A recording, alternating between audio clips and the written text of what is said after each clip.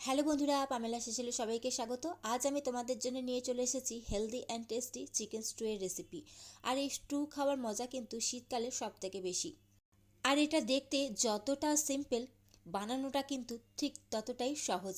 আমি কিভাবে chicken stew বানাই আজ তোমাদের সাথে সেটাই শেয়ার করতে যাচ্ছি। চলো তাহলে কথা না বাড়িয়ে শুরু করা যাক আজকের recipe chicken stew. Chicken stew বানাতে মেন যেটা সেটা হলো সবজি। আমি এখানে আলু, পেঁপে, বিনস, গাজর আর পেঁয়াজ বড় বড় করে টুকরো করে কেটে নিয়েছি। আর এগুলো সমস্ত কিছু কেটে ভালো করে ধুয়ে নিয়েছি। এর সাথেই নিয়েছি স্প্রিং অনিয়নের যে মোটা ডান্ডিগুলো থাকে সেটা নিয়েছি। আর এটা পুরোপুরি অপশনাল, আমার কাছে ছিল বলে আমি ইউজ করেছি। অন্যদিকে আমি কড়াইতে তেল দিয়ে দিয়েছি, আর এটা আমি সাদা তেলেই করব। আর সাদা তেল দিয়ে দিয়েছি, তেল গরম হয়ে গেছে। এখন সমস্ত সবজিগুলো আমি তেলের মধ্যে দিয়ে দিচ্ছি আর একটু নাড়াচাড়া করে নেব। বেশি ভাজার কোনো দরকার নেই, অল্প একটু নাড়াচাড়া করে নিলেই হবে।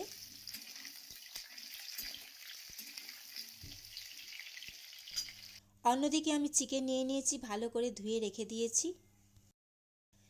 অন্যদিকে 2 মিনিট আমি সবজিটা ভালো করে নাড়াচাড়া করে নিয়েছি।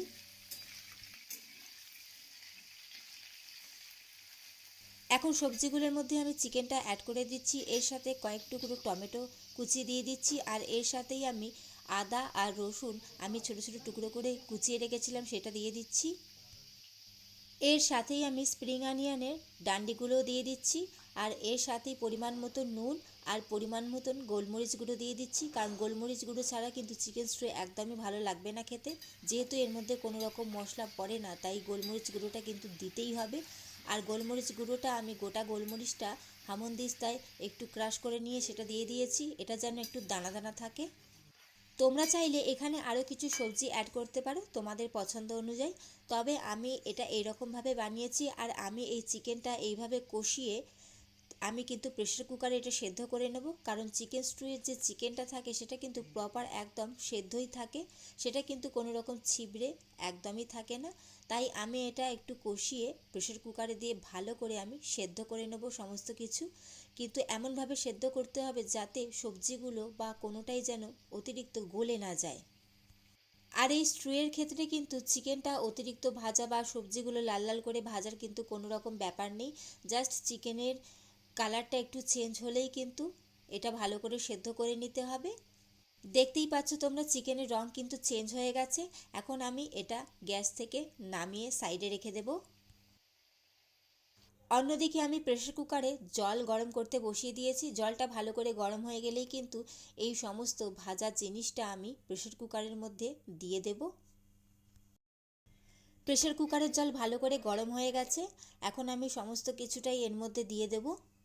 আজকের রেসিপি যদি তোমাদের ভালো লাগে তাহলে অবশ্যই আমার চ্যানেলটি সাবস্ক্রাইব করে আমার পাশে থেকো বন্ধুরা। সমস্তটাই আমি প্রেসার কুকারে দিয়ে দিয়েছি। এখন আমি প্রেসার কুকারে সিটি দিয়ে দেব। এখানে আমি টোটাল 5টা সিটি দিয়েছি। প্রথম 3টে আমি হাই ফ্লেমে দিয়েছি, আর পরের দুটো আমি গ্যাসের ফ্লেমটা লোতে করেই দিয়েছি।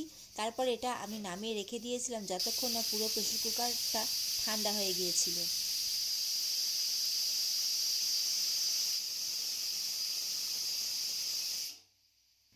আধা ঘন্টা বাদে তোমাদেরকে প্রেসার কুকারে ঢাকাটা খুলে দেখাচ্ছি। দেখো সমস্তটাই কিন্তু গোটা গোটা আছে। এখন আমি এটা আবারও একটু সাঁতলে নেব।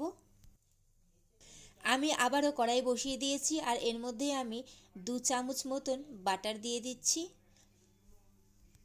বাটারটা বেশি করে দিলে কিন্তু টেস্টটা কিন্তু খুবই সুন্দর হয়। এখন বাটারটা মেল্ট হয়ে গেছে, এর মধ্যে আমি রসুন কুচি দিয়ে দিচ্ছি। রসুনগুলো আমি ছোটো ছোটো টুকরো করে কুচো করে রেখেছিলাম। এতে কিন্তু ফ্লেভারটা সত্যি খুবই অসাধারণ হয়। তোমরা যদি না ট্রাই করে থাকো তাহলে অবশ্যই একবার ট্রাই করে দেখতে পারো।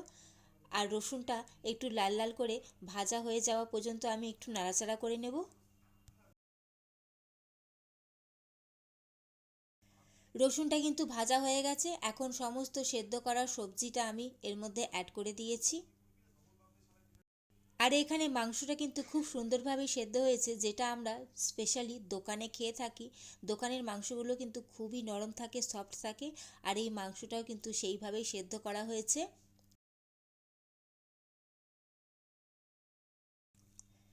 তো ঝোলটা সুন্দরভাবে ফুটে গেছে। এখন নামানোর আগে আমি ওপর থেকে একটু কর্নফ্লাওয়ার গুলে রেখেছিলাম, সেটা আমি অ্যাড করে দিচ্ছি যাতে এই ঝোলটা পুরোটাই একদম ঘন হয়ে যায়। রেডি হয়ে গেল বন্ধুরা চিকেন স্টু, খুবই কম সময়ের মধ্যে ঘরোয়া উপকরণ দিয়ে।